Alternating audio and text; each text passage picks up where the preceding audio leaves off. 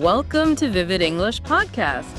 Hello, everyone. I'm Sarah. And I am James. It's really wonderful to be here with all of you today. It is so good to be here. We are just so excited to help you improve your English. How are you doing? I'm doing great. Feeling very ready for today's topic. You know, such a common everyday task, but it can also be surprisingly stressful. Oh, definitely. Mm-hmm. Today, we're going to explore the ins and outs of navigating a Western supermarket. And I have to say, when I've traveled, the grocery store was always, well, an adventure. But if you're in an English-speaking country, the grocery store can be overwhelming. I mean, thousands of products, strange words, and then the cashier asks you all these questions so fast at the end. Exactly. Our goal today is to give you the confidence to walk in, find what you need, and, check out like a local. No stress. And we're going to take this slowly, really clearly. We want you to catch every word and understand the cultural context, not just the vocabulary. So let's imagine you just walk through those automatic doors, you grab a shopping cart, and you enter the store. What's the first thing you almost always see?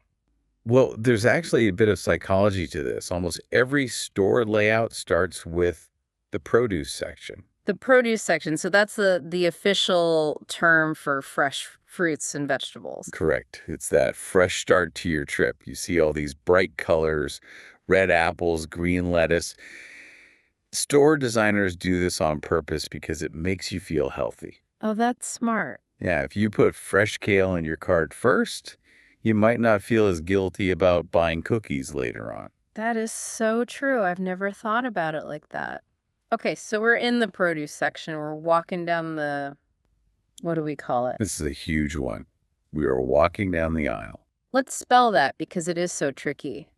A-I-S-L-E. Right. And when you look at it, your brain wants to say aisle. It totally does, but that seal is a ghost. It's just not there. It's silent. Completely silent. It's pronounced aisle. It rhymes with smile. Aisle.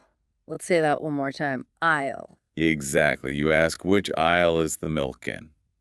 Okay, so speaking of produce, one thing that confuses people is pricing. You see signs that say something like $1.99 per pound. Right. And pound stands for pound. We don't really use kilograms much in the U.S. for groceries. So you might have to weigh your apples on a scale to see how much they'll cost. And what about those little stickers on the fruit? Yes, those are important. They tell you the difference between organic and conventional. This is a really important one for your budget, isn't it? It is. Conventional means it was grown with, standard farming methods. Organic usually means it was grown without certain synthetic chemicals. And organic is almost always more expensive. Usually, yes. So that's a great tip if you're trying to save money. Check the sign or the sticker. Okay, and there's another word we have to mention here. Ripe. R-I-P-E. Yes, the golden word for fruit. Ripe just means ready to eat. I always buy avocados that are as hard as rocks. So they aren't ripe yet. Not even close. So if you're in the store, you might want to ask, are these pears ripe? You're asking if they're soft enough to eat right away. Precisely. Okay, let's move on. We're pushing our cart down the aisle, past the bakery, and usually along the back wall, you find the dairy aisle. Dairy. Products made from milk. So milk, yogurt, butter, cheese. And do you know why the milk is almost always in the farthest back corner of the store? Let me guess. Another psychological trick. It is. Milk is an essential item. Everyone needs it. They put it in the back so you have to walk past everything else to get to it. So you'll buy more stuff. Exactly. Sneaky. Very sneaky. Okay. So near the dairy, you often find the deli counter. The deli. This is where you get sliced meats for sandwiches like turkey or ham. This can be a little scary for learners because you actually have to talk to someone. That's right. And often you have to take a number from a little machine and wait for them to call it, number 42. And when it's your turn, you might say something like, "Can I get a half pound of turkey? Sliced thin." Sliced thin is great vocabulary there. Okay, moving on to the middle of the store. This is where we find pantry staples. A staple is a basic food item, right? Like something you always have. Yep. Rice, pasta, flour, sugar, things like that. The things that live in your pantry or cupboard. And my favorite section, the frozen food section. Of course. That's where the ice cream is. But also frozen vegetables, pizzas, and what we sometimes call TV dinners. TV dinners, that sounds so old-fashioned. It does, but we still use the phrase. It's for those prepackaged meals you just pop in the microwave. Okay, so we know the layout, but we need to talk about how we buy things because we don't usually say, "I'm buying a bread." This is such a great point. Native speakers use specific words for the container or the quantity. We call them collocations. Let's run through a few. Eggs, what do you buy? You buy a carton of eggs. A carton. And a little tip, in the US, it's totally normal to open the carton to check for cracked eggs. Yes, please check your eggs. Okay, next, milk. In the US, it often comes in those huge plastic jugs. We call that a gallon of milk. A gallon is about 3.7 liters. It's a lot of milk. It is heavy. Okay, what about bread? You buy a loaf of bread, LOAF. And bananas. They come in a bunch of bananas. Now, here's one that my students always mix up. Cans versus jars. Good one. The main difference is the material. If it's metal, it's a can of soup, a can of beans. Got it. And if it's made of glass with a lid you screw on, it's a jar. A jar of pickles, a jar of jam. A can of soup, a jar of pickles. That's super helpful. What about chips? Always a bag of chips, even if it feels like it's mostly air. It is mostly air. Okay, so our cart is full, but wait, we can't find the flour. We're lost. Happens all the time. The stores are huge. You just have to ask for help. What's the best way to ask? Keep it simple and polite. "Excuse me, where can I find the flour?" Or you could ask, "Excuse me, where are the baking supplies?" Ah, baking supplies. That's Yeah. a category. Yes. The aisle signs often use categories. Baking supplies would be flour, sugar, things like that. Another tricky category is condiments. Yes, condiments are all the sauces you add to food. Ketchup, mustard, mayonnaise. So the employee might say, "It's in the condiments aisle." That makes sense. Okay, before the checkout, we should just mention how huge American stores can be. That size is a real culture shock for people. Mm. And it leads to this idea of buying in bulk. Right, like at stores such as Costco. Exactly. In bulk means buying a very large quantity at once. Like instead of one bottle of ketchup, you buy 3 giant bottles all shrink wrapped together. You need a big car for that. You do. But it's a very common part of the shopping culture here. All right, we've navigated the aisles. We have our items. Now it is time for the most stressful part of the trip. I call it the final boss. The checkout experience. It really feels like a final test, doesn't it? You put your food on the belt. Oh, and don't forget the little divider thing. Yes, the plastic bar. Yeah. Very important. You put that down after your food so the cashier knows where your order ends. So the cashier starts scanning, beep, beep, and then the questions begin. And they talk so fast. The first question used to always be paper or plastic. But that's changing now, isn't it? It is.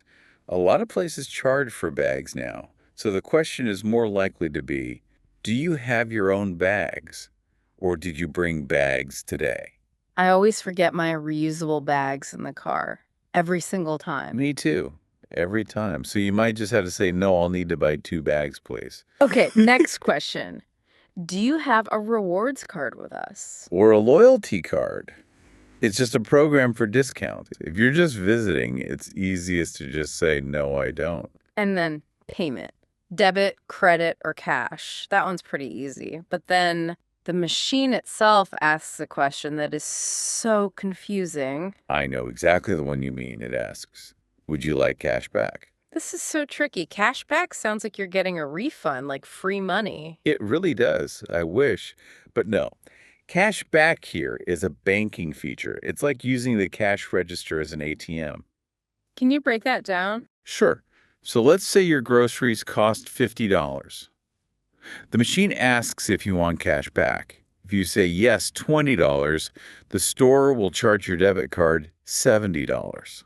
Okay, so 50 for the food and 20 for the cash. Exactly. And then the cashier opens the register and hands you a $20 bill along with your receipt. So it's just a way to get physical cash out of your bank account without going to a bank. It's just for convenience. Hmm. But it is so confusing if you've never seen it before.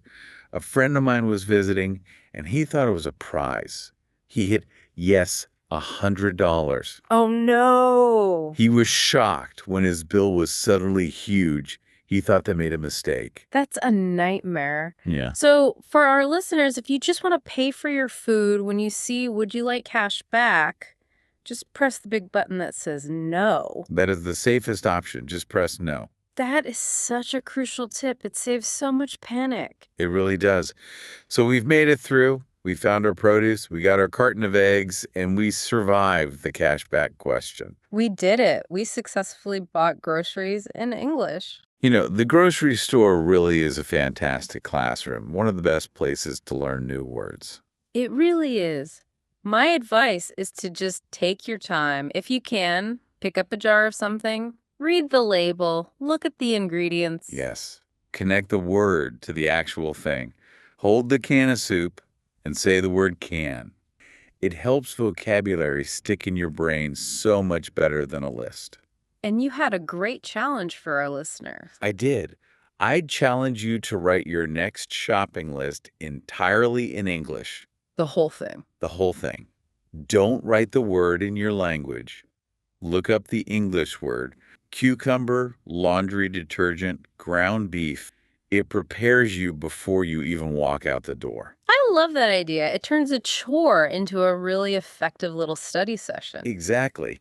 And the best part is you always need groceries, so you get to practice every week. Well, this has been so much fun. I feel like I need to go to the store now. I'm actually getting hungry. Me too. I think I need a loaf of bread, and maybe I'll check to see if the avocados are ripe today. Good luck with that.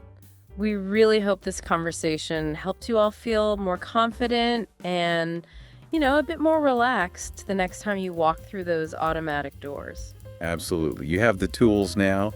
Just take a deep breath, remember the silence in the aisle, and go for it. Be sure to tune in to Vivid English Podcast next time. We have so many more conversations coming to help you navigate life in English. Yes, please don't forget to subscribe and come back to the Vivid English Podcast. We'll see you then. Bye-bye. Goodbye, everyone.